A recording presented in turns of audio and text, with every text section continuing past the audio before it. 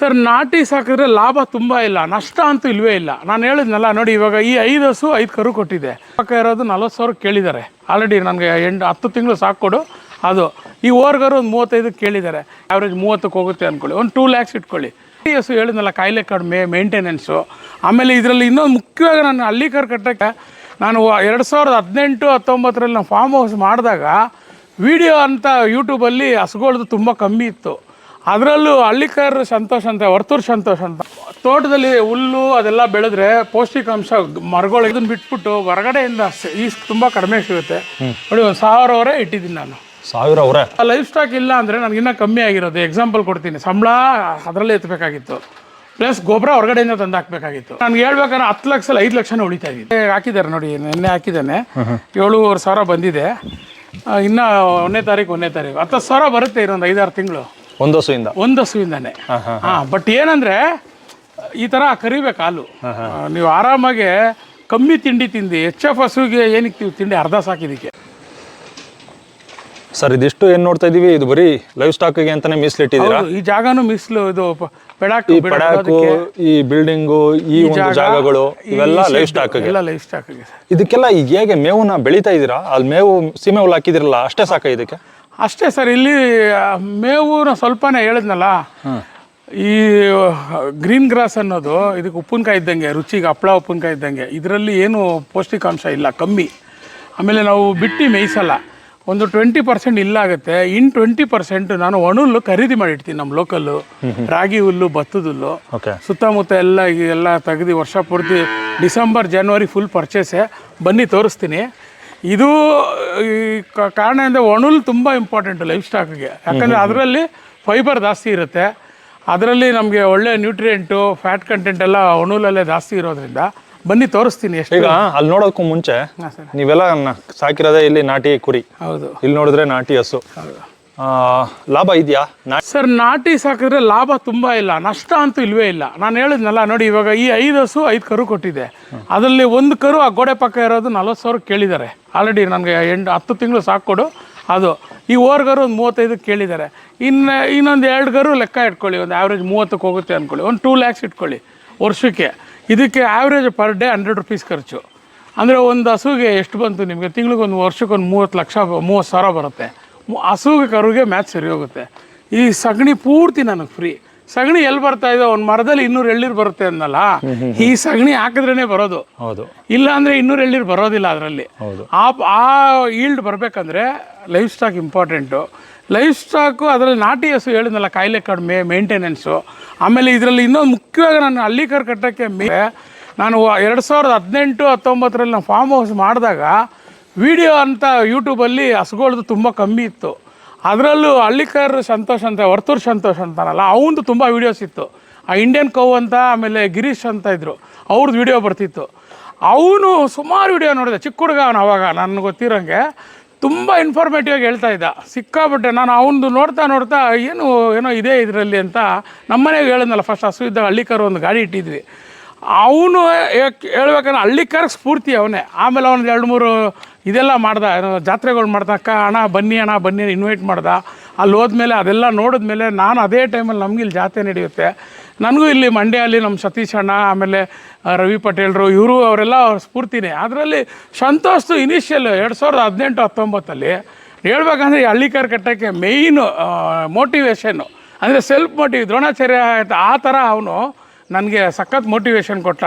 ಅವ್ನು ತಿನ್ನಿಸ್ತಾ ಇದ್ದು, ಅವ್ನ ಕಾಳಜಿ ತುಂಬ ಇಂಟ್ರೆಸ್ಟ್ ಇತ್ತು. ಈಗ ಸ್ವಲ್ಪ ಅವ್ರದ್ದು ಬೇರೆ ಥರ ಕಾಂಟ್ರವರ್ಸಿ ಬಿಡಿ. ಬಟ್ ಫ್ಯಾಕ್ಟ್ ಹೇಳ್ಬೇಕಂದ್ರೆ ಹಳ್ಳಿಕರ್ ಬೆಳೆಯೋಕ್ಕೆ ಅವನದು ತುಂಬ ಯೋಗದಾನ ಇದೆ. ಹೌದು. ಬನ್ನಿ ಇಲ್ಲಿ ನಾನು ಮೇವ್ಗೆ ಎಷ್ಟು ಇಂಪಾರ್ಟೆಂಟ್ ಅಂದರೆ, ಅದರಲ್ಲೂ ನಮ್ಮಂಥ ಸಿಟಿಯವ್ರಿಗೆ ನಾವು ನ್ಯಾಚುರಲ್ ಫಾರ್ಮ್ ಮಾಡಬೇಕಂದ್ರೆ ನಾವು ತೋಟದಲ್ಲಿ ಹುಲ್ಲು ಅದೆಲ್ಲ ಬೆಳೆದ್ರೆ ಪೌಷ್ಟಿಕಾಂಶ ಮರಗಳಿಗೆ ಆಗ್ಬಿಡುತ್ತೆ. ನಾವು ಅಲ್ಲಿ ಅದನ್ನ ಬಿಟ್ಬಿಟ್ಟು ಹೊರಗಡೆಯಿಂದ ತುಂಬ ಕಡಿಮೆ ಸಿಗುತ್ತೆ ನೋಡಿ. 1,000 ಅವರೇ ಇಟ್ಟಿದ್ದೀನಿ ನಾನು. 1,000 ಅವರೇ ಇದೆ ಇದರಲ್ಲಿ. ಅಂದರೆ ಒಂದು ರೋಲ್ಗೆ ಎಷ್ಟು? ಈ ಸತಿ ತುಂಬ 3 ವರ್ಷದಲ್ಲಿ ಈ ವರ್ಷನೇ 50% ರೇಟು. ಇದು 140 ರೂಪಾಯಿ ಬಿತ್ತು ಭತ್ತದ ಹುಲ್ಲು. ಒಂದು ಪಿಂಡಿ ಡೆಲಿವರಿ ಇಲ್ಲಿಗೆ ಡೆಲಿವರಿ 2 ಇಯರ್ಸ್ ಬೇಕು 300 rupees ತೊಗೊಂಡಿದ್ದೀನಿ. ಓಕೆ 23, 24, 300. ಈ ವರ್ಷ 155, 160, 140ಗೂ ಬಂದು ಬಿದ್ದಿದೆ. ರಾಗಿ ಹುಲ್ಲು 400 ರೂಪಾಯಿಗೆ ತೊಗೊಂಡಿದ್ದೆ. ಈ ವರ್ಷ ರಾಗಿ ಹುಲ್ಲು ನನಗೆ 205 ರೂಪಾಯಿ, 290 ರೂಪಾಯಿ ಡೆಲಿವರಿ ಬಂದಿದೆ ಆವ್ರೇಜ್. ಏನಕ್ಕೆ ಹುಲ್ಲುಗಳ ಪ್ರೊಡಕ್ಷನ್ ಜಾಸ್ತಿ ಇದಾವ ಹುಲ್ಲು? ಅದೇ ಹೋದ ವರ್ಷ ಚೆನ್ನಾಗಿ ಮಳೆ ಆಯಿತು.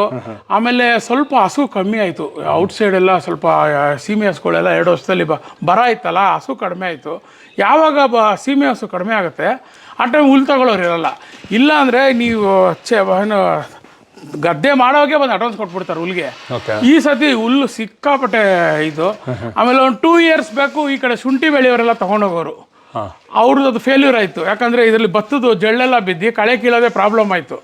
ಅವ್ರು ತೊಗೊಂಡು ಹೋಗ್ತಾ ಇದ್ರು, ಅವ್ರದ್ದು ಸ್ವಲ್ಪ ಕಮ್ಮಿ ಆಯಿತು ಅದರಿಂದ. ಬಟ್ ಏನೋ ಇವಾಗೇನೋ ಪೇಪರ್ಗೆ ತಮಿಳ್ನಾಡಿಗೆ ಹೋಗ್ತಾ ಇದೆಯಂತೆ. ಅದೇನೋ ಸಕ್ಸಸ್ ಆದರೆ ಮುಂದಿನ ವರ್ಷ ತಿರ್ಗಾ ಜಾಸ್ತಿ ಆಗ್ಬೋದೇನೋ, ಗೊತ್ತಿಲ್ಲ. ಅದು ನಮ್ಗೆ ಗೊತ್ತಾಗಲ್ಲ ಈ ಹುಲ್ಲಿಗೆ ಯಾವಾಗ ಡಿಮ್ಯಾಂಡ್ ಆಗುತ್ತೆ ಅಂತ. ಬಟ್ ಈ ಸತಿ ಒಳ್ಳೆ ಹುಲ್ಲು 1 ವರ್ಷಕ್ಕಾಗತ್ತಾ? ನಾನು ಕರೆಕ್ಟಾಗಿ 1 ವರ್ಷಕ್ಕೆ ಬರುತ್ತೆ. ಇದು ಒಂದು ಲೆಕ್ಕ ಹಾಕೊಳ್ಳಿ, 20% ನಂದು ಗ್ರೀನ್ ಫೋಡರು, 80% ಇದು. ಎರಡೂ ನಾನು ಮಿಕ್ಸ್ ಮಾಡ್ಕೊಂಡು ಹೋದಾಗ ನನಗೆ 1 ಇಯರ್ ಈಸಿಗೆ ಬರುತ್ತೆ. 1 ಇಯರ್ ಈಸಿಗೆ ಬರುತ್ತೆ. ನೋಡಿ ಹೆಚ್ಚು ಕಮ್ಮಿ 1000 ಅಂದರೆ ಒಂದು ಅಪ್ರಾಕ್ಸಿಮೇಟ್ಲಿ ಒಂದು 2 lakhs. ಇದೇ ನನಗೆ ಇನಿಷಿಯಲ್ ಸ್ವಲ್ಪ ಬರ್ಡನ್ ಅನಿಸುತ್ತೆ, 2 ಲಕ್ಷ ರೂಪಾಯಿ. ಬಟ್ ಈ 2 ಲಕ್ಷ ರೂಪಾಯಿ ವರ್ಷದ ಕೊನೆ ನಾನು ಕುರಿ ಮಾರ್ತೀನಲ್ಲ, 4-4.5 ಲಕ್ಷ ಅಲ್ಲಿ ಬಂದ್ಬಿಡುತ್ತೆ. ಅದನ್ನ ಇದಕ್ಕೆ ಇಕ್ಕಿರೋದು ಸೆಟಪ್ಪು. ಆ ದುಡ್ಡನ್ನ ಮುಟ್ಟೋದೇ ಇಲ್ಲ. ಇವಾಗ ಆಲ್ರೆಡಿ ಯಾರೋ ತೊಗೊಂಡಿದ್ದಾರೆ, ಅದನ್ನು ತಗೊಂಡು ಇನ್ನೊಂದು 3 ಮರಿ ಮೇಲೆ ಇನ್ವೆಸ್ಟ್ ಮಾಡಿರ್ತೀನಿ. ಎಲ್ಲ ಸೇರಿ ಸೆಪ್ಟೆಂಬರ್, ನವಂಬರ್, ಡಿಸೆಂಬರಲ್ಲಿ ಕುರಿಗಳೆಲ್ಲ ಮಾರ್ತೀನಿ. ಆ ಮಾರಿದ ತಕ್ಷಣ ಹುಲ್ಗೆ ಹಾಕ್ಬಿಡ್ತೀನಿ. ಅದು ಅಂದರೆ ಕುರಿ ದುಡ್ಡು ಹುಲ್ಲಿಗೆ ಬಂತು. ಇನ್ನು ಅರ್ಧ ಒಂದು ಲೇಬರ್ ಇದೊಳುತ್ತೆ, ಒಂದು ಲೇಬರ್ ಇರುತ್ತೆ. ಇವಾಗ ಇನ್ನು ಅದರ್ ಸೋರ್ಸ್ ಎಲ್ಲ ಇದೆಯಲ್ಲ, ಹಸು ಅದು ಇದು ಎಲ್ಲ ಮಿಕ್ಸು, ನಾಟಿ ಕೋಳಿ, ನಮ್ಮ ನಾಯಿಯಿಂದ ಸ್ವಲ್ಪ ಅದ್ರದ್ದು ಮೇಂಟೈನ್ ಅದೆಲ್ಲ, ಆಮೇಲೆ ಫಾರ್ಮ್ ಹೌಸ್ದು 2 ಲೇಬರ್ಗೆ ಅಲ್ಲಲ್ಲಿಗೆ ಆಗ್ತಾಯಿದೆ. ನಾನು ಬೆಳೆದಿದ್ದೆಲ್ಲ ಬೆಂಗಳೂರಿಗೆ ತೊಗೊಂಡು ಹೋಗ್ತಾಯಿದ್ದೀನಿ 2 ಇಯರ್ಸಿಂದ. ಅದೇ ಈ ಮೊನ್ನೆ ಡಿಸೆಂಬರ್ಗೆ ಲೆಕ್ಕ ಮಾಡಿದಾಗ 20,000 ಕಡಿಮೆ 9,80,000 ಬಂದಿದೆ ಎಲ್ಲ 2 ವರ್ಷದಲ್ಲಿ. 1 ವರ್ಷದಲ್ಲಿ 25. 24ಅಲ್ಲಿ ಬಂದು ನನಗೊಂದು 5.5 ಬಿದ್ದಿತ್ತು, 5.5 ನೆಟ್ ಉಳಿದಿತ್ತು. ಹೋದ ವರ್ಷ 9,80,000 ಉಳಿದಿತ್ತು. ಅದು ಲಾಸ್ಟ್ ಒಂದು ನ್ಯೂ ಇಯರ್ಗೆ ಬುಕ್ ಆಯಿತು. ಅದು ನ್ಯೂ ಇಯರ್ಗೆ ಹಾಕ್ಬಿಟ್ಟೆ, ಅದು ಫಸ್ಟ್ ಇಯರ್ಗೆ ಹಾಕ್ಬಿಟ್ಟೆ. ಇಲ್ಲ ಅವತ್ತಿಗೆ ಹಾಕ್ಕೊಂಡಿದ್ರೆ ಇನ್ನೊಂದು 5,000 ಕಡಿಮೆ 10 ಲಕ್ಷ ನನಗೆ ಬಂದಿರೋದು ನೆಟ್ಟು. ಸಂಬಳ, ಖರ್ಚು, ಪೆಟ್ರೋಲು, ಮೇವು ಎಲ್ಲ ಆಮೇಲೆ ಕಳೆದಿ ಅಷ್ಟು ಬಂತು. ಹೋದ ವರ್ಷ ಸ್ವಲ್ಪ ಬಿಸಿಲು ಎಲ್ಲ ಆವ್ರೇಜ್ ಇತ್ತು, ಪ್ರಾಣಿ ಪಕ್ಷಿಗಳು ಅಂತ ಏನು ಲಾಸ್ ಆಗಲಿಲ್ಲ. ಆವ್ರೇಜ್ ಇಟ್ಕೊಂಡಾಗ ನನಗೆ. ಆಮೇಲೆ ಎಳ್ಳೀರು ಹೇಳಿದ್ನಲ್ಲ, ತುಂಬ ಬೆಲೆ ಸಿಕ್ತು. ಲಾಸ್ಟ್ ಇಯರ್ ನಾನು 45 ಮಾರಿದ್ದೀನಿ. ನಿಮ್ಗೆ ಅದರಿಂದನೇ ಜಾಸ್ತಿ ದುಡ್ಡು ಸಿಕ್ಕಿರೋದು? ಹೌದು, ಮೇಜರ್ ಅದನ್ನೇ. ಇದೆಲ್ಲ ಇವು ಮೇಂಟೈನ್ ಆಯಿತು. ಆಮೇಲೆ ಹೇಳಿದ್ರೆ ನಮ್ಮ ಲೇಬರ್ಸ್ ನಾನು ಸ್ವಲ್ಪ ಎಕ್ಸ್ಪೆನ್ಸ್ ಅನ್ನೋದಕ್ಕಿಂತ ಅಷ್ಟು ಕೊಟ್ರೇನೆ ಅವರು ಇರೋದು. ಒಂದು ಅವ್ರು ತೃಪ್ತಿ ಇದ್ದಾರೆ ಅನ್ಕೊಂಡಿದ್ದೀನಿ. 2 ಇದ್ದಾರೆ, ಅದು ಮೇಂಟೈನು ಅದೆಲ್ಲ ಲೆಕ್ಕ ಹಾಕ್ಕೊಂಡು ನನಗೆ ಅಲ್ಲಲ್ಲಿಗೆ ಮ್ಯಾನೇಜ್ ಆಗಿದೆ. ಸಪೋಸ್ ಆ ಲೈಫ್ ಸ್ಟಾಕ್ ಇಲ್ಲ ಅಂದರೆ ನನಗಿನ್ನೂ ಕಮ್ಮಿ ಆಗಿರೋದು. ಎಕ್ಸಾಂಪಲ್ ಕೊಡ್ತೀನಿ, ಸಂಬಳ ಅದರಲ್ಲೇ ಎತ್ತಬೇಕಾಗಿತ್ತು, ಪ್ಲಸ್ ಗೊಬ್ಬರ ಹೊರಗಡೆಯಿಂದ ತಂದು ಹಾಕಬೇಕಾಗಿತ್ತು. ಸೊ ನನಗೆ ಹೇಳ್ಬೇಕಾದ್ರೆ 10 ಲಕ್ಷದಲ್ಲಿ 5 ಲಕ್ಷನೇ ಉಳಿತಾ ಇದ್ದಿದ್ದು. ಖಂಡಿತವಲ್ಲ ಅದು ಡೌನ್ ಆಗಿಬಿಡೋದು. ಆಮೇಲೆ ಇಷ್ಟು ತೃಪ್ತಿಯಾಗಿ ನಾನು ಗೊಬ್ಬರ ಹಾಕೋಕ್ಕಾಗಲ್ಲ. ನಾನು ಹೇಳಿದ್ನಲ್ಲ, ನಮ್ಮ ಮನೆಯದು ನಾವು ಬೇರೆಯವರು ಕೊಡೋದಕ್ಕಿಂತ ಕೊಂಡ್ಕೊಂಬಂದು ಕೊಡೋದಕ್ಕೂ ತುಂಬ ಡಿಫ್ರೆನ್ಸ್ ಇದೆ. ಯಾವುದೇ ಕಾರಣಕ್ಕೂ ಗೊಬ್ಬರನ ಅದು ನೋಡಿ, ನಮಗೆ ಯಾವಾಗ ಗೊಬ್ಬರಗೆ ಯಾವ ಕಾಂಪಿಟೇಷನ್ ಅಂದರೆ ಹೇಳ್ತೀನಿ, ಇದು ಎಲ್ಲರಿಗೂ ಗೊತ್ತು, ಬೇಕಾದ್ರೆ 108 ಕಮೆಂಟ್ಸ್ ಬರುತ್ತೆ. ಯಾವಾಗ ಅಡಿಕೆ ರೇಟ್ ಜಾಸ್ತಿ ಆಗುತ್ತೆ, ಇವಾಗ ನೋಡಿ 5,000 6,000 ಆಗ್ಬಿಟ್ಟಿದೆ ಒಂದು ಟ್ಯಾಕ್ಟ್ರ್ ಗೊಬ್ಬರ. ಅಡಿಕೆ ಈ ವರ್ಷ 70-75 ರೂಪಾಯಿ ಕೊಟ್ಟಿದ್ದಾರೆ. ನಾನು ಹೇಳ್ತಾ ಹಸಿ ಗೊಟ್ಟು 70 ರೂಪಾಯಿ. ಅವ್ರೇನು ಮಾಡ್ತಾರೆ, ಚೆನ್ನಾಗಿ ಸಂಪಾದನೆ, 1 ಎಕರೆಗೆ 6 ಲಕ್ಷ 7 ಲಕ್ಷ ದುಡಿದವ್ರು ಅಡಿಕೆಯಲ್ಲಿ. ಅವರೆಲ್ಲ ತೊಗೊಂಡು ಗೊಬ್ಬರದ ಮೇಲೆ ಹಾಕ್ತಾರೆ, ಚೆನ್ನಾಗಿ ಹಾಕ್ತಾರೆ. ಯಾಕಂದರೆ ಅವ್ರಿಗೆ ಅವರೇ ದಿಲ್ದಾರ ಗೊಬ್ಬರ ಹಾಕೋದು. ಯಾವ ಲೆವೆಲ್ಗೆ ಗೊಬ್ಬರ ಖರೀದಿ ಮಾಡ್ತಾವ್ರೆ ಅಂದರೆ 6,000-7,000 ರೂಪಾಯಿ ಒಂದು ಟ್ಯಾಕ್ಟ್ರ್ ಗೊಬ್ಬರ ಹೋಗಿದೆ. 4,000 ರೂಪಾಯಿ ಇದ್ದಿದ್ದು ನಾನು 7,000 ಕೊಟ್ಟು ನಮ್ಮಂಥವ್ರು ಹಾಕೋಕ್ಕಾಗಲ್ಲ. ಈ ಬೆಳೆ ನಂಬ್ಕೊಂಡು ಹೆಂಗೆ ಹಾಕೋಕ್ಕಾಗುತ್ತೆ ನಮಗೆ? ನೋಡಿ, ರೇಷ್ಮೆ ಬೆಳೆಯವ್ರಿಗೆ ಎಷ್ಟು ಕಷ್ಟ ಆಗ್ತಾಯಿದೆ. ರೇಷ್ಮೆ ಬೆಳೆ 1,000 ರೂಪಾಯಿ ಹೋಗಿದೆ, ಗೂಡು ಈಲ್ಡಿಲ್ಲ. ಏನಕ್ಕೆ ಅಂದರೆ ಗೊಬ್ಬರ ಜಾಸ್ತಿ ಆಗ್ಬಿಟ್ಟಿದೆ. 1,000 ರೂಪಾಯಿ ಮಾರಿನವ್ರಿಗೆ ವರ್ಕೌಟ್ ಆಗ್ತಾಯಿಲ್ಲ, ಯಾಕಂದರೆ ಗೊಬ್ಬರ ಹೊರಗಡೆಯಿಂದ ತಂದಾಕಬೇಕು. ಇದು ಮ್ಯಾಚ್ ಆಗ್ತಾಯಿಲ್ಲ. ಯಾವಾಗ ಅಡಿಕೆಗೆ ಬೆಲೆ ಬರುತ್ತೋ ಗೊಬ್ಬರಕ್ಕೆ ಫಸ್ಟ್ ಏಟ್ ಬೀಳೋದೆ ಗೊಬ್ಬರಕ್ಕೆ. ಏನಾಗುತ್ತೆ, ಒಂದು ಚೂರು ಬಿಡಲ್ಲ. ಯಾಕಂದರೆ ಗೊತ್ತು ಅವ್ರಿಗೆ, ಅಡಿಕೆಗೆ ಗೊಬ್ಬರ, ಕುರಿ ಗೊಬ್ಬರ, ಕೋಳಿ ಗೊಬ್ಬರ, ಆಮೇಲೆ ಮೇಯ್ನ್ ದನದ ಗೊಬ್ಬರದಲ್ಲೇ ಈಲ್ಡ್ ಬರೋದು. ಫುಲ್ಲಾಗಿ ಪರ್ಚೇಸ್. ಯಾರು ನೋಡು, ಅಣ್ಣ ಫುಲ್ ದಾವಣಗೆರೆ ಆರ್ಡ್ರ್ ಇದೆ, ಅಣ್ಣ ಅಲ್ಲೇ ಆರ್ಡ್ರ್ ಇದೆ. 25,000 ರೂಪಾಯಿ ಒಂದು ಲಾರಿ ತರಿಸ್ತಾ ಇದ್ದೆ. ಇವಾಗ 45-48 ಸಾವಿರ. ಹೆಂಗೆ ನೀವು ಗೊಬ್ಬರ ತಂದು ಹಾಕ್ತೀರಾ? ತುಂಬ ಕಷ್ಟ ಇದೆ. ಹೌದು. ಅದಕ್ಕೆ ಒಂದು 4 ಹಸು ಇಟ್ಕೊಂಡ್ರೆ ನೀವು ಮ್ಯಾನೇಜ್ ಮಾಡ್ಬೋದು, ಅದರಲ್ಲಿ ನೀವು ವರ್ಕೌಟ್ ಮಾಡ್ಬೋದು. ಹೌದು, ಹಸುಗಳಿರಬೇಕು, ಲೈಫ್ ಸ್ಟಾಕ್ ಇರಬೇಕು. ಲೈಫ್ ಸ್ಟಾಕ್ ತುಂಬ ಇಂಪಾರ್ಟೆಂಟ್. ಇಲ್ಲ ಅಂತಂದ್ರೆ ನಾವು ಎಲ್ಲ ಹತ್ಕೊಂಡ್ಬೇಕಾಗತ್ತೆ. ನೋಡಿ ನಿಮ್ಮ ವಿಡಿಯೋ ಲಾಸ್ಟ್ ಟೈಮ್ ನೋಡ್ಬಿಟ್ಟು ಇವಾಗ ಅಣ್ಣ ಕರು ಕೊಡು ಫೋನ್ ಮಾಡ್ತಾನೆ ಅವ್ರೆ. ಕರುಗೆಲ್ಲ ಮಾಡ್ತಾನೆ ಅವ್ರೆ. ಗಂಡು ಕರು ಯಾರು ಕೊಡ್ತೀನಿ, ಅದೇ ಅದು ನಮ್ಮ ಫ್ರೆಂಡ್ನ ಹೆಣ್ಕರು ಮಾರಲ್ಲ ಅವನು. ತುಂಬ ನನ್ನ ಫ್ರೆಂಡ್ ಒಬ್ಬ ಕೇಳಿದಕ್ಕೆ ಆಲ್ರೆಡಿ ಅವನಿಗೆ ಪ್ರಾಮಿಸ್ ಮಾಡಿದ್ದೀನಿ. ನಾನು ಲಾಸ್ಟ್ ಟೈಮ್ ಬಂದಾಗ ಇವರೆಲ್ಲ ಹೊಟ್ಟೆಲಿದ್ರು. ಇದೊಂದಿತ್ತು ಅಷ್ಟೇ, ಹೊರ ಅಂತ ಇಟ್ಟಿದ್ನಲ್ಲ, ಇದೊಂದಿತ್ತು. ಇವಳೊಬ್ಳು ಆಚೆ ಇದ್ಲು. ನೋಡಿ ಇವಾಗೆಲ್ಲ ಹುಟ್ಟಿದೆ. ಇನ್ನೊಂದು ಟ್ರಾಜಿಡಿ ಆಯ್ತು, ಹೇಳಕ್ ಬೇಜಾರು. ಇದ್ರ ಅಮ್ಮ ಕರುವಾಕ್ ಅರ್ಧ ಗಂಟೆಗೆ ಸತ್ತೋದ್ಲು. ಯಾಕೆ ಏನೋ ಆಯ್ತೋ ಗೊತ್ತಿಲ್ಲ, ಉಳಿಸ್ಕೊಳಕ್ ಆಗ್ಲಿಲ್ಲ. ಗಂಡು ಕರು ತುಂಬಾ ಚೆನ್ನಾಗೋನೆ. ನೋಡಿ ಇದ್ರದ್ದು ಗಂಧಳೆಲ್ಲ ನೋಡಿ ಎಷ್ಟು ಚೆನ್ನಾಗಿದೆ, ಒಳ್ಳೆ ಜಿಂಕೆ ಮರಿ ತರ ಇದೆ ನೋಡಿ. ಅವ್ರಮ್ಮ ಏನ್ ಹೆಸರು? ಸೌಂದರ್ಯ. ಅವ್ರ ಅಣ್ಣಮ್ಮ ಅಂತ ಇಟ್ಟಿದ್ನಲ್ಲ, ಕರು ಹಾಕಿ ಅದು ಮೈ ಬಂದ್ಬಿಡ್ತು ರಾತ್ರಿ 11:30. ಅದು ಫುಲ್ ಬಾಡಿನ ಈಚೆ ಬಂದ್ಬಿಡ್ತು, ತಳ್ಳಿ ಆಗ್ಲಿಲ್ಲ, ತೀರೋಗ್ಬಿಡ್ತು. ಅದರಿಂದ ನೋಡಿ ಈ ಹಸುದ್ ಹೇಳಿದ್ನಲ್ಲ, ನೊರೆ ಹೆಂಗ್ ಬರುತ್ತೆ ನೋಡಿ. ಅಂದ್ರೆ ಫ್ಯಾಟ್ ಕಮ್ಮಿ ಆಗಿದೆ ಅಂತ ಅಂದಿರಲ್ಲ. ಆ ಫ್ಯಾಟ್ ಸ್ವಲ್ಪ ಕಮ್ಮಿ ಆಗಿದೆ, ಅದೇನು ರೀಸನ್ ಗೊತ್ತಿಲ್ಲ. ಸೊ ಅದಕ್ಕೆ ಎಲ್ಲ ಸ್ವಲ್ಪ ಅದು ಇದೆಲ್ಲ ತಿಂಡಿ ಕೊಡ್ತಾ ಇದೀವಿ ಎಕ್ಸ್ಟ್ರಾ. ಈ ಹಾಲು ಡೈರಿಗೆ ಹಾಕ್ತೀವಿ. ಡೈರಿಗೆ ಎಷ್ಟು ಲೀಟರ್ ಬರುತ್ತೆ ಇದು? ನೋಡಿ ಇದ್ರ ಕರು ಗಂಡು ಕರು. ನಾನು ಗಂಡು ಕರು ಹೇಳಿದ್ನಲ್ಲ, ಕುಯ್ಯೋರು ಕೊಟ್ಟಿಲ್ಲ, ಇಟ್ಕೊಂಡಿದ್ದೀನಿ. ಯಾಕೆ 1.5 ತಿಂಗಳು ಕರು ಹೆಂಗಿದೆ ಒಂದು ತೊಟ್ಟು, ಅದಕ್ಕೆ ಬಿಡ್ತೀವಿ. ಒಂದು 2-3 ಲೀಟ್ರ್ ಬಿಡ್ತೀವಿ ಒಂದು ಟೈಮ್ಗೆ. ಈಗ ಒಂದು 7 ಲೀಟ್ರ್ ಕರೀತಾನೆ. ಅದಕ್ಕೆ ತಾಯಿ ಇಲ್ಲಲ್ಲ, ಅದಕ್ಕೆ ಹಾಕ್ಬೇಕು. ಹೌದು, ಅದಕ್ಕೆ ಬಾಟ್ಲು ಫಿಟ್ಟಿಂಗ್ ಮಾಡ್ತೀವಿ. ಈಗ ಎಲ್ಲ ಹಾಕ್ಬಿಟ್ಟು ಬೆಳಗ್ಗೆ 6, ಸಾಯಂಕಾಲ 6, 5 ಹಾಕ್ತೀವಿ. ಒಂದೇ ಹಸು. ಬೆಳಗ್ಗೆ ಮೊದಲನೇ ತಿಂಗಳು 12,000 ಬಂತು. ಈಗ ಇವಾಗ ಈ ತಿಂಗಳದ್ದು ಆಗ್ಲೇ ಹಾಕಿದ್ದಾರೆ ನೋಡಿ, ನಿನ್ನೆ ಹಾಕಿದ್ದಾನೆ. 7,500 ಬಂದಿದೆ. ಇನ್ನು 1ನೇ ತಾರೀಕು 10,000 ಬರುತ್ತೆ. ಇನ್ನೊಂದು 5-6 ತಿಂಗಳು ಒಂದು ಹಸುವಿಂದಾನೆ. ಬಟ್ ಏನಂದ್ರೆ ಈ ತರ ಕರಿಬೇಕು ಹಾಲು. ನೀವು ಆರಾಮಾಗಿ ಕಮ್ಮಿ ತಿಂಡಿ ತಿಂದು HF ಹಸುಗೆ ಏನಕ್ಕೆ ತಿಂಡಿ ಅರ್ಧ ಸಾಕಿದಕ್ಕೆ. ಈಗ ಏನು ಕೊಡ್ತಾವ್ರೆ ಈಗ ಲೀಟ್ರಿಗೆ? ಲೀಟ್ರಿಗೆ 41 ರೂಪಾಯಿ ಬರುತ್ತೆ. 41 ರೂಪಾಯಿ ಅಂದ್ರೆ ಗೌರ್ಮೆಂಟ್ ಸಬ್ಸಿಡಿ ಸೇರಿ. ಈಗೇನೋ 7 ರೂಪೀಸ್ ಮಾಡಿದಾರಂತೆ ಸಬ್ಸಿಡಿ, ಮೊನ್ನೆ ಬಜೆಟ್ ಅಲ್ಲಿ ಹೇಳಿದ್ರು. ಅದು ಕೈಗೆ ಬಂದು ಡೈರಿಯಲ್ಲಿ ಎಷ್ಟು ಬರುತ್ತೆ? ಡೈರಿಯಲ್ಲಿ 35 ಕೊಟ್ಟಿದ್ದಾರೆ. 35 ರೂಪೀಸ್. ಸ್ವಿಚ್ ಆಫ್ ಮಾಡಿ, ಟೋಕನ್ ಇದೆ ತೋರಿ. 35 ಇದೆ ಅಣ್ಣ ಡೈರಿ ಮೇ, ಚೀಟಿ ಮೇ. ಅಂದರೆ ಇದು ಪ್ಯೂರ್ HF ಅಲ್ಲ, ಅದು ಪ್ಯೂರ್ ಇಂಗ್ಲೀಷ್ ಸೆಮೆನ್. ಅದು ಸೆಮೆನ್, ಫಾರಿನ್ ಸೆಮೆನು ಇದು. ಆದ್ರೆ ಹೆಣ್ಕರು ಸೆಕ್ಸ್ ಸೆಮೆನೆ ಕೊಟ್ಟಿರೋದು, ಹೆಣ್ಣು ಹುಟ್ಲಿ ಅಂತ. ಬಟ್ ಗಂಡು ಹುಟ್ಬಿಟ್ಟಿದೆ. ಏನ್ ಮಾಡೋದು, ಮಾರಕ್ಕಾಗಲ್ಲ. ಸುಮ್ಮನೆ ಈಗ ಏನ್ ಮಾಡ್ತೀರ ಅದನ್ನ? ಒಂದು 6 ತಿಂಗಳು ಸಾಕೋದು. ಕೊಂಬು ಸುಡಿಸಿಲ್ಲ, ಯಾರನ್ನ ಒಂಟಿ ಕೆಲಸ ಮಾಡೋರು ತಗೊಂಡೋಗ್ತಾರೆ. ಲಾಸೇ ಅದು. 6 ಲೀಟರ್ ಹಾಲು ಹಾಕ್ತಾ ಇದ್ದೀನಿ. 5 ತಿಂಗಳು ಹಾಲು ಹಾಕ್ಬೇಕು. 30,000 ಹಾಲು ಕುಡಿಯುತ್ತೆ. 5,000, 6,000 ಇಲ್ಲ 10,000 ಕೊಟ್ರೆ ಹೆಚ್ಚು ಈ ಕರು. ಅದಕ್ಕೆ ನೋಡಿ, ಅದೇ ಹಳ್ಳಿ ಕರಲ್ಲಿ 6 ತಿಂಗಳು ಸಾಕರೆ 30,000 ಹೋಗುತ್ತೆ. ಈಗ ಇದು ಯಾರಿಗ ಅವಶ್ಯಕತೆ ಇದೆ ಅಂತ ಅನ್ಸುತ್ತೆ? ಇಲ್ಲ, ಬಂಡಿ ಮಾಡ್ಕೊಬೋದು. ಕೊಂಬಿದೆ, ಬಂಡಿ ಮಾಡ್ಕೊಬೋದು. 5 ತಿಂಗಳಾದ್ಮೇಲೆ ಕೊಡ್ತೀನಿ. 5 ತಿಂಗಳಾದ್ಮೇಲೆ ಕೊಡ್ತೀರಾ? ಇಲ್ಲ, ತಾಯಿಗೆ ನಾನು ಅಷ್ಟು ಬೇಗ ಮಾಡಲ್ಲ. ಆಕ್ಚುಲಿ 6 ತಿಂಗಳು ಕಡಿಮೆ ಕೊಡಲ್ಲ ನಾನು. ಏನಂದ್ರೆ ತಿರ್ಗಾ ನೋಡಿ ಸೆಂಟಿಮೆಂಟ್, ಕುಯ್ಯಕ್ಕೆಲ್ಲ ಕೊಡಕ್ಕಾಗಲ್ಲ. ಆಮೇಲೆ ಸಾಕ್ತೀನಿ ಅಂತ ತಗೊಂಡೋಗೋರು ಅದನ್ನ ಏನ್ ಮಾಡ್ತಾರೆ ಗಂಡಕರು ಗೊತ್ತಿಲ್ಲ. ಹೆಣ್ಣಾರೆ ಸಾಕ್ತಾರೆ. ಹಳ್ಳಿಕರ್ ಅಂದ್ರೆ ಆ ಕ್ರೇಜ್ಗೆ ನೋಡಿ, ಮೊನ್ನೆ ಹಸುಕರು 13 ಲಕ್ಷಕ್ಕೆ ಸೇಲ್ ಆಗೈತೆ. ಅದು ಕೇಳಕ್ಕೆ ಖುಷಿ ಆಗೈತೆ, ಅದು ನಿಜಾನ ಸುಳ್ಳೋ ಗೊತ್ತಿಲ್ಲ. ಬಟ್ ಇರ್ಬೋದು ನೋಡಿ. ಹಾಲು ಇದ್ರದ್ದು ನಮ್ಮ ಈ ಥರ ನೊರೆ ಬರಲ್ಲ. ಹೌದು ನೋಡಿ, ಬಿಟ್ಬಿಡ್ತೀವಿ. ಇವಾಗ ತಿರ್ಗಾ ಸರ ಬಿಡುತ್ತೆ ನೋಡಿ. ಇದು ನೋಡಿ, ಅದು ಹೆಂಗಿದೆ ಎಲ್ಲ ತಿರ್ಗಾ ಬಿಡುತ್ತೆ ಸರ. ನೋಡಿ ಇವಾಗೆಲ್ಲ ಬಿಡ್ತಾನೆ. ಈಗ ಅವ್ರದ್ದೆಲ್ಲ ಎಲ್ಲ ಬಿಟ್ಬಿಡ್ತಾರೆ. ಸಬಿ ಚೋಡ್ತಾನ. ಬಂದ್ರು ವೀಡಿಯೋ ಮಾಡ್ಕೊಳ್ಳಿ ಚೆನ್ನಾಗಿ. ಬರ ನೋಡಿ, ಇದು ಗಂಡಾಗಿದ್ರೆ ಒಳ್ಳೆ ರೇಟ್ಗೆ ಹೋಗೋದು. ಏನು ಮಾಡ್ತೀರಾ? ಉಸ್ಕೋಬಿ ಚೋಟ್ರೆ ಸಬ್ಕೋ ದೂದಿ ಕಾಲ್ತಾ. ನೋಡಿ, ಅದು ಸ್ವಲ್ಪ ಹ್ಯಾಂಡಿಕ್ಯಾಪ್ ಹುಟ್ಟಿದೆ ಕರು. ಹೌದಾ? ಕಾಲು ಸ್ವಲ್ಪ ಕ್ರಾಸ್ ಆಗಿಬಿಟ್ಟಿದೆ. ಹೆಣ್ಕರು ಇಟ್ಕೊಳ್ತೀನಿ ನಾನೇ. ಆಮೇಲೆ ಎಲ್ಲದಕ್ಕೂ ತಿರ್ಗಾ ಓರಿ ರಿಪೀಟ್ ಆಗಿಬಿಟ್ಟಿದೆ. ಎಲ್ಲದಕ್ಕೂ ಓರಿ ಕೊಡ್ಸಿದ್ದೀವಿ. ತಿರ್ಗಾ ಸೇಮ್ ಓರಿ ಚೇಂಜ್ ಮಾಡಿದೆ, ಫಲ ನಿಲ್ಲಿಲ್ಲ. 2 ಸತಿ ರಿಪೀಟ್ ಆಯಿತು. ತಿರ್ಗಾ ಹಳೆ ಓರಿ ಯೋಗೇಶ್ ಅಂತ ಇದ್ದಾರೆ, ಇಲ್ಲ ನಿಡ್ಸಾಲೆ. ಅದು ಎಲ್ಲ ಅವ್ರದ್ದು ಓರಿಗೆ ಹುಟ್ಟಿದ್ದು. ಬಸ್ತಿ ಮಗ ಅಂತ ಅವನು. ಬಸ್ತಿ ಓರಿ ಅಂತ ಫೇಮಸ್ ಇತ್ತು. ಇವಾಗೆಲ್ಲವರೆಲ್ಲ ಬಸ್ತಿ ಮೊಮ್ಮಕ್ಕಳೇ. ಬಸ್ತಿ ಓರಿ ನೋಡಿ ತುಂಬಾ ಇದೆ, ಸಕ್ಕತ್ತಿದೆ ಜಾತಿ. ಕಾಲು ಸ್ವಲ್ಪ ಈ ಪ್ರಾಬ್ಲಮ್ ಆಗೋಯ್ತು. ಇಲ್ಲ ಅಂದ್ರೆ ಅದು ಕರು ಹಸು ಸಾಕಿರೋರು ಗೊತ್ತು ನಾಟಿ ಹಸ್ಗಳ ಬಗ್ಗೆ. ಈ ಒಳ್ಳೆ ಬ್ಲಡ್ ಲೈನ್ ಬಿದ್ದಿರೋದು ಚೆನ್ನಾಗಿದೆ, ಏನು ಮಾಡೋಕ್ಕಾಗಲ್ಲ. ನೋಡಿ ಇದು ಪ್ರೆಗ್ನೆಂಟ್ ಇದು ನಾಳಿದ್ದು ಮರಿ ಹಾಕತ್ತೆ ಇದು ಇದಕ್ಕೆ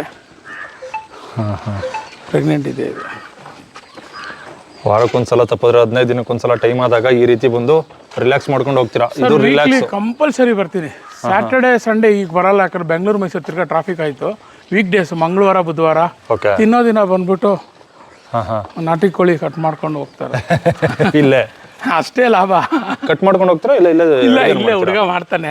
ನಾನೆಲ್ಲ ಹೇಳ್ಕೊಟ್ಟಿದ್ದೀನಿ ನಮ್ಮ ಮೈಸೂರು ಸ್ಟೈಲ್ ಹೆಂಗ್ ಮಾಡೋದು ಮಾಡ್ತಾನೆ. ಇಲ್ಲ ಏನೋ ಟೈಮ್ ಇದ್ರೆ ನಾನು ಸ್ವಲ್ಪ ಅಡುಗೆ ಸ್ಕಿಲ್ಲು ನಾನೇ ಮಾಡ್ತೀನಿ. ಇಲ್ಲ ಫ್ರೆಂಡ್ಸ್ ಯಾರನ್ನ ಒಬ್ಬರನ್ನ ಕರ್ಕೊಂಡು ಬರ್ತೀನಿ, ಇಲ್ಲ ವೈಫ್ ಬರ್ತಾಳೆ, ಬಂದ್ಬಿಟ್ಟು ಒಂದು ನೈಟ್ ಇದ್ಬಿಟ್ಟು ಹೊರಟ್ಬಿಡ್ತೀವಿ. ತಕ್ಕಂಗೆ ಬರ್ತೀವಿ. ಕೊನೆಯದಾಗಿ ಏನು ಹೇಳಕ್ಕೆ ಇಷ್ಟಪಡ್ತೀರಾ? ಸರ್ ಏನಿಲ್ಲ, ಮಾಡ್ಬೋದು. ಬಟ್ ಏನಂದರೆ ಸ್ಟಾರ್ಟಿಂಗ್ ಒಂದು 5-6 ಇಯರ್ಸ್ ಇದ್ರ ಮೇಲೆ ಡಿಪೆಂಡ್ ಆಗದಿರೇ ಮಾಡಿ. ಆಮೇಲೆ ಪ್ರೀತಿಯಿಂದ ಮಾಡಬೇಕು. ಡಿಪೆಂಡ್ ಇಲ್ಲ ಇಂಟ್ರೆಸ್ಟ್ ಕಡಿಮೆ ಮಾಡಬಾರ್ದು. ಕಂಟಿನ್ಯೂಸ್ ಆಗಿರಬೇಕು. ತುಂಬ ಬೇಜಾರಾಗುತ್ತೆ, ಬಿಟ್ಬಿಡೋಣ ಅನಿಸುತ್ತೆ.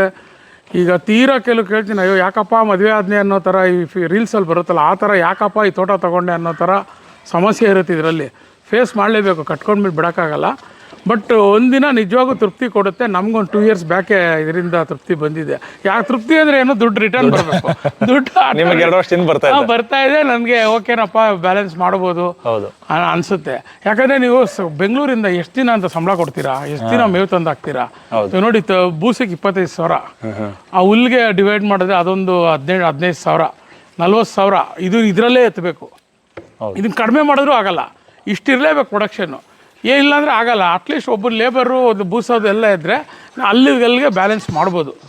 ನಾನು ಹೇಳ್ತಾರೆ ಎಲ್ಲ ಇರಬೇಕು. ನಾಟಿ ಕೋಳಿನೂ ತುಂಬ ಇಂಪಾರ್ಟೆಂಟ್. ಹೆಚ್ಚು ಕಡಿಮೆ ನಾಟಿ ಕೋಳಿ ಈ ಒಂದು 6 ಮಂತ್ಸಲ್ಲಿ ಒಂದು 50-60 ಕೋಳಿ ಮಾರಿದ್ದೀನಿ. ಒಂದು ಕೋಳಿ 1,000 ರೂಪಾಯಿ ಅಂದರೂ ಆಯಿತು. ಆರಾಮಾಗಿ ಒಂದು 650 ರೂಪಾಯಿ ಕೆಜಿಗೆ ತೊಗೊಂಡೋಗ್ತಾ ಇದ್ದಾರೆ ಈಗ ಇಲ್ಲೇ ಲೋಕಲ್ ಅವರು. ಅದರಿಂದ ಅದರಲ್ಲೂ ಒಂದು ಸಣ್ಣದೊಂದು ಕಾಂಟ್ರಿಬ್ಯೂಷನ್ ಇರುತ್ತೆ. ನಾನು ಹೇಳಿದ್ನಲ್ಲ, ಮೊಟ್ಟೆ ಎಲ್ಲ ನಮ್ಮ ಹುಡುಗರು ತಿಂತಾರೆ, ನಾವು ಎಕ್ಸಸೈಸ್ ನಮಗೆ ಕೊಡ್ತಾರೆ. ನೋಡಿ ಇದೆಲ್ಲ ನೋಡಿ ಮರಿ ಹುಟ್ಟಿರೋದೆ, ನೋಡಿ ಎಲ್ಲ ಹುಟ್ಟಿರೋದೆ. ಇದೆಲ್ಲ 2 ಮರಿ ಒಂದೊಂದು ಮರಿ ಹಾಕಿರೋದು ನೋಡಿ. ಇದೆಲ್ಲ ಹಾಕಿರೋದೆ ಎಲ್ಲ ಮನೇಲಿ ಹುಟ್ಟಿರೋದು ನೋಡಿ. ಅದೆಲ್ಲ ಎಲ್ಲ ಮರಿಗಳಿದೆಯಲ್ಲ ಎಲ್ಲ ಮನೇಲಿ ಹುಟ್ಟಿರೋವೆ.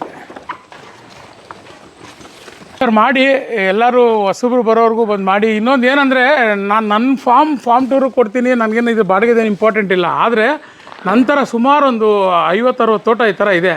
ಎಲ್ಲರ ಫಾರ್ಮ್ಗೂ ಹೋಗಿ ಎಕ್ಸ್ಪೀರಿಯೆನ್ಸ್ ತೊಗೊಳ್ಳಿ. 1-2 ದಿನ ಸ್ಟೇ ಆಗಿ. ಆಮೇಲೆ ನಿಮಗೆ ಆ ಪ್ರೈಸು, ನಿಮಗೆ ಆ್ಯಕ್ಚುಯಲ್ ಪ್ರೈಸ್ ಏನಿದೆ ತೋಟದ್ದು ಜಮೀನ್ದು ಅದು ಸಿಗುತ್ತೆ. ಈಗ ಫೇಸ್ಬುಕ್ಕಲ್ಲಿ ಎಲ್ಲ ಬರುತ್ತೆ, 4 ಲಕ್ಷ ಕುಂಟೆ, 5 ಲಕ್ಷ ಕುಂಟೆ, ಅದೆಲ್ಲ ಲೆಕ್ಕ ಹಾಕಿದ್ರೆ ಜಮೀನೇ ತೊಗೊಳಕ್ಕಾಗಲ್ಲ. ಬನ್ನಿ, ರಿಯಾಲಿಟಿ ಬಂದು ಒಂದು 4 ದಿನ ಫಾರ್ಮಲ್ಲಿದ್ದರೆ ನೀವು ಸ್ಟೇ ಆದರೆ ಲೋಕಲ್ ಪ್ರೈಸ್ ಅಂತ ಏನಿದೆ ಗೊತ್ತಾಗುತ್ತೆ. ಆಮೇಲೆ ರಿಯಾಲಿಟಿ ನಾನು ಮಾಡ್ಬೋದು ಅಂತ ನಂಬಿಕೆ ಬರುತ್ತೆ.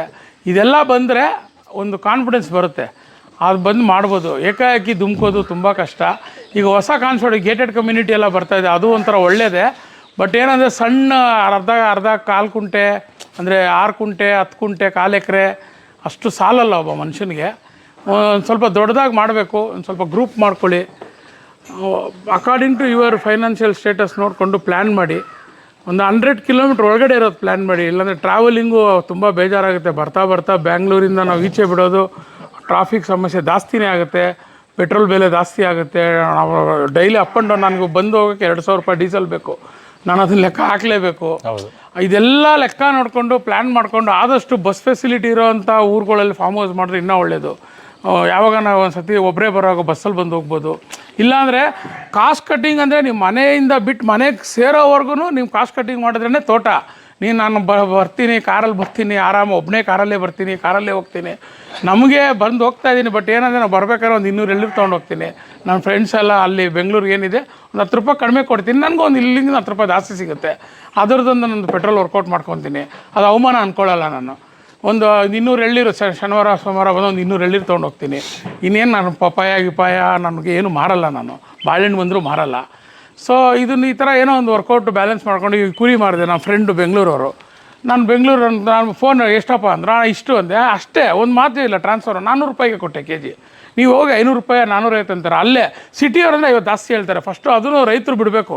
ಯಾವಾಗ ರೈತರು ಆ್ಯಕ್ಚುಯಲ್ ಪ್ರೈಸು ಸಿಟಿಯವರು ಕೊಡ್ತಾರೆ, ಜಾಸ್ತಿ ಜನ ಬರ್ತಾರೆ ಇಲ್ಲಿಗೆ.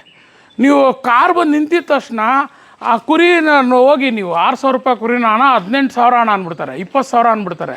ಫಸ್ಟು ಫಾರ್ಮರ್ಸ್ ಅದನ್ನು ಸ್ವಲ್ಪ ಕಮ್ಮಿ ಮಾಡ್ಕೊಬೇಕು. ಸಿಟಿಯವ್ರೇನು ಎಲ್ಲಿಂದನೂ ಅವ್ರೇನು ದುಡ್ಡು ತರಲ್ಲ. ಇದು ನಿರಂತರವಾಗಿ ಒಂದು 50 ವರ್ಷದಿಂದ ಸಿಟಿಯವ್ರ ಹತ್ರ ಐತೆ ಅಂದ್ಕೊಂಡಿರೋದು ದೊಡ್ಡ ಮೂರ್ಖತನ. ನಿಜವಾಗ್ಲೂ ಸಿಟಿಯವ್ರ ಹತ್ರ ದುಡ್ಡೇ ಇಲ್ಲ. ಅವ್ರೇನೋ ಬರ್ತಾರೆ ಒಂದು ಆಸೆಗೆ ಏನೋ ಒಂದು ಫಂಕ್ಷನ್ ಮಾಡ್ತಾರೆ, ನೀವು ಬಂದಿದ್ದು 600 ರೂಪಾಯಿ 700 ರೂಪಾಯಿ ಲೈಫ್ ಸ್ಟಾಕ್ ಹೇಳ್ಬಿಟ್ರೆ ಅವರೆಲ್ಲ ತೊಗೊಂಡು ತಿನ್ನೋಕ್ಕಾಗಲ್ಲ. ಆದಷ್ಟು ಕುರಿ ಮೇಕೆ ಮಾರೋರು ಲೈಫ್ ಸ್ಟಾಕು 400-425 ರೂಪಾಯಿ ಕೊಡಿ, ಇವತ್ತು ವರ್ಕೌಟ್ ಆಗುತ್ತೆ. ಸುಮ್ಮನೆ 500-600 ಎಲ್ಲ ಹೇಳ್ಬೇಡಿ. ಅವ್ರಿಗೇನಂತೆ ತುಂಬ ಜಾಸ್ತಿ ಬಿತ್ತಪ್ಪ ನಾನು ಅಲ್ಲೇ ತೊಗೊಳ್ಳೋಣ, ಫಂಕ್ಷನ್ ಮಾಡೋಕ್ಕೆ ತೊಗೊಳ್ತಾರೆ, ಅವ್ರೇನು ದಿನ ತಿನ್ನೋಕ್ಕೆ ತೊಗೊಳ್ಳಲ್ಲ. ಅಂಥವ್ರಿಗೆ ಆದಷ್ಟು ಆ್ಯಕ್ಚುಯಲ್ ಪ್ರೈಸ್ ಕೊಡಿ, ಜಾಸ್ತಿ ಪ್ರೈಸಿಗೆ ಮಾರೋಕ್ಕೆ ಹೋಗಬೇಡಿ. ಆಮೇಲೆ ಅದನ್ನು ನಂತರ ಕಿತ್ಕೊಂಡು ತಿನ್ನೋ ಥರ ಆಗುತ್ತೆ, ಹಂಗೆ ಮಾಡೋಕ್ಕೆ ಹೋಗಬೇಡಿ ಅಂತ ಇದೊಂದು ಹೇಳೋಕ್ಕೆ ಇಷ್ಟಪಡ್ತೀನಿ ಸರ್. ಅಷ್ಟೇ. Thank you sir. Thank you.